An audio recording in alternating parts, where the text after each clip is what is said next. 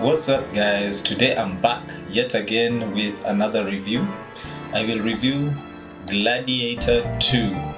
2024 film came out toward the last part of last year.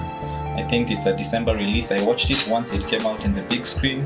This again is one of those movies you want to watch in the big screen. It's an epic kind of historical film which has a lot of fighting scenes, very good set design, weaponry, wardrobe and gear, things that you would appreciate more if you watched it in the big screen. So again, I've always said this with remakes and remasters, I am always skeptical. Ridley Scott, veteran director, giving us this sequel. And I mean, I think it's at least okay that it's the same director who did this.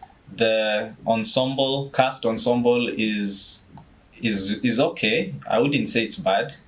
I would say the strongest names in that cast are Denzel Washington, obviously, and Connie Nielsen. Many people, film critics and fans alike, have said that this movie was carried by Denzel Washington. Denzel Washington plays Macrinus. That's a former slave who plans to control Rome. Obviously, he uses his experience from being a former slave as well as being a gladiator handler, where he keeps a stable of gladiators and works as an arms dealer to try and get power. And basically, he manipulates his way to the top. I will not spoil the movie for you. Denzel Washington does an exemplary job. The main character, Paul Mescal, again, I would say he does a good job. Again, you only do justice to the script you're given and the character role that you're assigned. Another thing about Gladiator 2 that I did not like, or many people would spot, is tied into having a strong main character, is the fact that the main character seemed underdeveloped. He seemed a bit whimsical. Yes, I know that rage was his selling point. Rage is what made him a good gladiator.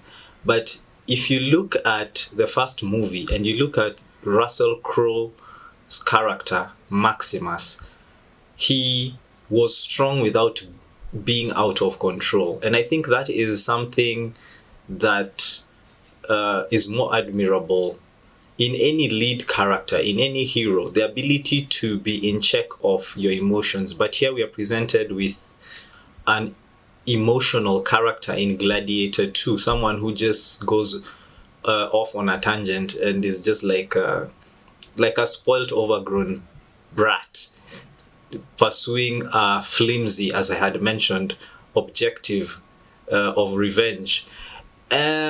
That is really something many people would spot. And in general, if you ask anyone who loves movies, anyone who loves these kind of things, even people who don't love movies, they prefer strong characters who are stoic and in control of their emotions. I would say there's no outstanding performance other than Denzel Washington's. The rest are not bad, but they are not exemplary. Did we need a sequel? I don't think so.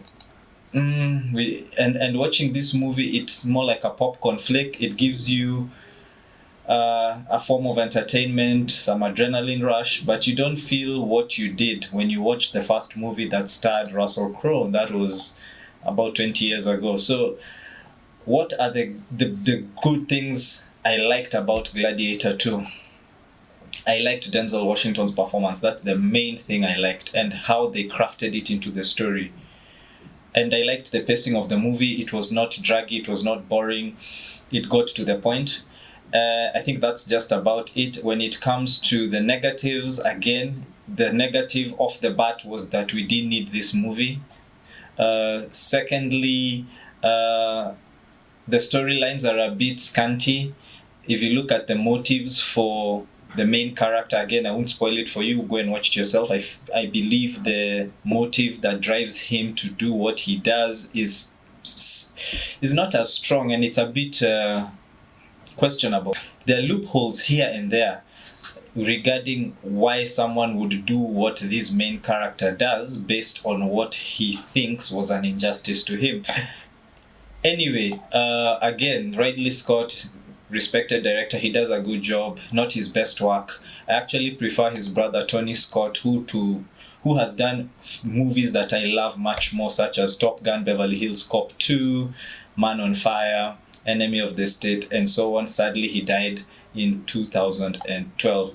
Otherwise, I would say Gladiator 2 is worth watching if you're a movie buff. If you're a movie buff like me, you will like the movie. You will not dislike it. You will not hate it.